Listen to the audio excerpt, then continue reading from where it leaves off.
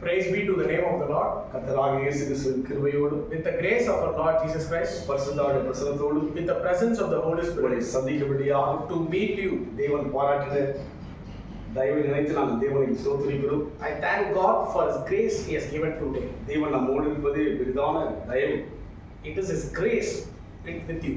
அதே வண்ணமாக Like the same wise உங்களோடும் with you, கர்த்தராகிய இயேசு கிறிஸ்துவின் கிருபையும் the grace of our Lord Jesus Christ, பரிசுத்தாவின் பிரசன்னமும் presence of the Holy Spirit, எப்போதும் இருப்பதை, it is always with you. என்றைக்கும் இருப்பதை It is every time with you. உணர்ந்து கொண்டே இருங்கள். Start to experience it. அது நம் வாழ்க்கையிலே That in our life, அநேக மாற்றங்களை கொடுக்கும். it brings a change in our life. அநேக விதமான நன்மைகளை பெற்றுக்கொள்ள முடியும். We can able to receive all good things from அது God. ஆழமான அனுபவம் That is a deep experience நம் வாழ்க்கையிலே in our life. அந்த பாதையில் செல்ல When we walk in that way, நம்மை மனதார ஒப்புக்கொடுப்போம். we will surrender heartfully to God. அழைத்த தேவன் God who is called, உண்மையுள்ளவர். He is faithful. ஒருவேளை நாம் உண்மை இல்லாமல் இருந்தாலும் கூட Even though we may not be faithful many times. அவரே சொல்கிறார், Paul himself says, நாம் உண்மை இல்லாதவராய் இருந்த போதிலும் even though we are not faithful, அவர் உண்மை உள்ளவராய் இருக்கிறார். but He is faithful. அவர் நம்மோடு இருக்கவே விரும்புகிறார். He wants to be with us. இந்த வேளையில் கூட நாம் தியானிக்கும்படியாக In this time also, let's meditate on God's word. மத்தேயு சுவிசேஷம்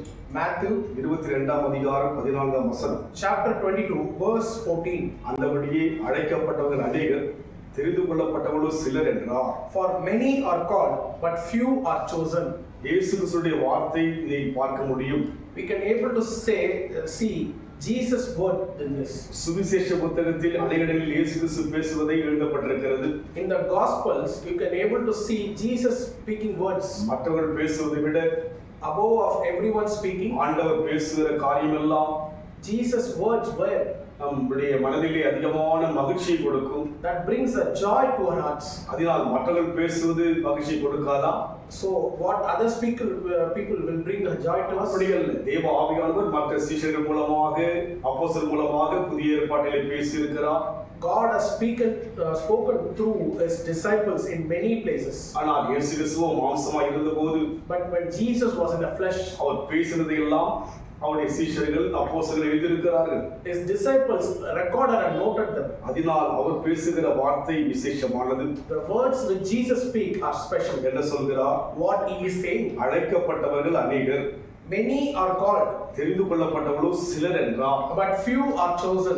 தேவன் உலகத்தில் இருக்கிற எல்லா மக்களையும் அழைக்க விரும்புகிறார். God wants to invite every people in this world. இயேசு அழைக்கிறவர். Jesus is calling. ஒருவரையும் புறமே தள்ள விரும்புகிறவர் அல்ல. No one He wants to make far away from Him. பிதாவாகிய தேவன் குமாரனை அனுப்பின நோக்கமே, The reason God the Father sent Jesus into the world is இவ்வளவாய் உலகத்தில் அன்பு கூர்ந்துதான் தன் மகனை பிதாவாகிய தேவன் அனுப்பினார். this much love He has on this world, so He sent His Son into the world. குறிப்பிட்ட மக்கள் மீது அன்பு கூற அல்ல, Not only for a particular crowd, ஒரு குறிப்பிட்ட தேசத்தின் மீது அன்பு கூற அல்ல, not only for a particular nation, ஒரு குறிப்பிட்ட ஜாதி மீது அன்பு கூறுகிறது அல்ல, not only for a particular religious people. வேதத்தில் சொல்லப்படுகிறது உலகத்தின் மீது அன்பு கூர்ந்தார். It is said in the Bible, He loved this world. அதனால் தேவன் என்பவர் So our God is, உலகத்தில் இருக்கிற யாவரையும் அழைக்கிறவராய் இருக்கிறார். He is inviting everyone in this world. இந்த உலகத்தில் அவருடைய சிருஷ்டிப்புகள் எல்லாம் The creation of His being is, யாவருக்கும் உரியது. it belongs to everyone. தேவ ஜனங்களுக்கு மாத்திரம் என்று அல்ல, Not only for God's people, உலகத்தில் இருக்கிற செல்வந்தனுக்கும் உரியது, it belongs to the rich people, உலகத்தில் இருக்கிற ஏழைக்கும் உரியது, it belongs to the poor people also, தரித்திரனுக்கும் உரியது, it belongs to the low people also, ஆஸ்தி அந்தஸ்துள்ளவனுக்கும் உரியது, it belongs to the richest one, அழகுக்குரியவனுக்கும் உரியது, it belongs to the beautiful one, அழகு இல்லாதவனுக்கும் உரியது, it belongs to the ugly one also. உலகத்தில் படைப்புகள் எல்லாம் மிருகத்துக்கு உரியது, And every creation belongs to animals also, பறவைகளுக்கு உரியது, even for birds, சமுத்திரத்தில் இருக்கிற மச்சங்களுக்கு உரியது, even for fishes in the sea. எல்லாம் தேவனுடைய காரியமெல்லாம் பூமியில் இருக்கிற எல்லோருக்கும் உரியது. All the creations of God belongs to everyone in this அதனால் world. யாவரையும் அழைப்பதற்கு அவர் தகுதியுள்ளவர். So He is capable to call everyone. அழைப்பதற்கு அவர் மகிமையுள்ளவர். He is a glorified God to call everyone. அதனால் தான் இங்க சொல்கிறார், For that reason He is saying, அழைக்கப்பட்டவர்கள் அநேகர், for many are called, தெரிந்து கொள்ளப்பட்டவர்களோ சிலர் என்று பார்க்கிறோம். but few are chosen. அதனால் இந்த இரண்டு நபர்களிலே So in this two kinds of people, நாம் யாராய் இருக்கிறோம்? who are we? அழைக்கப்பட்ட மக்களாய் இருக்கிறோமா? Are we a called people? தெரிந்து கொள்ளப்பட்ட மக்களாய் இருக்கிறோமா? Or are you a chosen people? அழைக்கப்பட்ட மக்களுக்கும் A called people are. தெரிந்து கொள்ளப்பட்ட மக்களுக்கும் என்ன வித்தியாசம்? What is the difference between a chosen people and a called people? அழைக்கப்பட்டவர்களை குறித்தும் எழுதப்பட்டிருக்கிறது. Many things have been written about a called people. தெரிந்து கொள்ளப்பட்டவர்களை குறித்தும் எழுதப்பட்டிருக்கிறது. It is also written about the chosen people. வேதத்தில் அநேக பரிசுத்தவான்களுடைய பெயர்கள் எழுதப்பட்டிருக்கிறது அல்லவா? When you look at the Bible, many godly people names have been mentioned. அவரெல்லாம் They all are. தெரிந்து கொள்ளப்பட்டவர்கள். They have been called. எவ்வளோ கோடிக்கணக்கான மக்களுடைய பெயர் இருந்த போதிலும் கூட There are millions of names out in this world. குறிப்பிட்ட மனிதனுடைய பெயர்கள் தான் வேதத்தில் எழுதப்பட்டிருக்கிறது. A particular one's name has been mentioned in the Bible. Noah எழுதப்பட்டிருக்கிறது. Noah's name has been mentioned. Abraham எழுதப்பட்டிருக்கிறது. Abraham's name is mentioned. மோசே எழுதப்பட்டிருக்கிறது. Moses' name is mentioned. Samuel எழுதப்பட்டிருக்கிறது. Samuel name is mentioned. ஏசாயா எழுதப்பட்டிருக்கிறது. Isaiah name is mentioned. இப்படி அநேக பெயர்கள் எழுதப்பட்டிருக்கிறது. We can able to see like this many people. இவர்கள் தான் உலகத்தின் படைப்பா?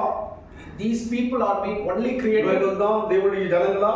Only these people are being இவர்கள் தெரிந்து கொள்ளப்பட்டவர்கள். They are being called. அதனால்தான் இவர்கள் பெயர்கள் பரிசுத்த வேதாகமத்தில் விசேஷமாக எழுதப்பட்டிருக்கிறது. Because they are chosen people, it has been mentioned in the Bible. அதனால் அழைக்கப்பட்ட மக்களாய் இருக்கிறீனா? So are you a called people? தெரிந்து கொள்ளப்பட்ட மக்களாய் இருக்கிறேன் என்று சொல்லி Or are you a chosen நாம் people? ஆராய்ந்து பார்க்க போகிறோம். Let us research it today. அதை வருகிற நாட்கள் ஆராய போகிறோம். We can able to see that in the coming days. வேதத்தின் மூலமாய் ஆராய போகிறோம். Through Bible we are going to see. அழைக்கப்பட்டவனா? I am a called one. தெரிந்து கொள்ளப்பட்டவனா? Or a chosen one. என் பெயரை குறித்து ஆண்டவர் என்ன யோசிக்கிறார்? What God is thinking about my name. நம்முடைய பெயரை குறித்து மற்றவர்கள் என்ன யோசிக்கிறார்கள்? What others are thinking about my name. நம்முடைய பெயரை சொல்லும்போது உறவினர்கள் என்ன யோசிக்கிறார்கள்? What my relatives are thinking when my name is நம்முடைய mentioned. பெயரை சொல்லும்போது என்ன யோசிக்கிறார்கள்? What my name is mentioned, others are thinking. ஆண்டவர் வேதத்தில் சொல்லப்பட்ட ஒரு பெயரை குறித்து சொல்லும்போது அதற்குரிய மேன்மைகளை சொல்கிறார். They can able to have a glory when the name is mentioned. அதனால் இவரும் நாட்களிலே So in the days to come, அழைக்கப்பட்டவனுக்கும் called people, தெரிந்து கொள்ளப்பட்டவனுக்கும் உள்ள காரியத்தை chosen people difference, பார்க்க ஒப்புக் கொடுப்போம். we can able to see. அன்பின் ஆண்டவரே, Dear Father, அழைக்கப்பட்டவர்கள் அநேகர், they are called people are many, தெரிந்து கொள்ளப்படும் சிலர் என்று பார்க்கிறோம். but chosen ones are few. இந்த இடத்தில் நான் எங்கே இருக்கிறேன்? Lord, I know where I am. அழைக்கப்பட்ட இடத்தில் இருக்கிறேனா? Whether I am in a called place தெரிந்து கொள்ளப்பட்ட இடத்தில் இருக்கிறேனா? or in a chosen place. எனக்கு இந்த வேற்று மூலம் விளக்கி காண்பியும். Help me to see through His விளக்கி Bible. காண்பியும். Help me to see. Deepa சந்தரபலம். We thank you, Lord. விளக்கினால்தான் When you explain, நாங்கள் விளக்கிக் கொள்ள முடியும். we can able to understand. ஒரு விளக்கமுள்ள ஒரு வாழ்க்கை வாழ முடியும். We can able to have a clear life. நடத்துங்க. Lead us, Lord. இயேசுவின் நாமத்தில் பிதாவே. In Jesus' name we pray. கர்த்தர் ஆசீர்வதிப்பாராக. God bless you.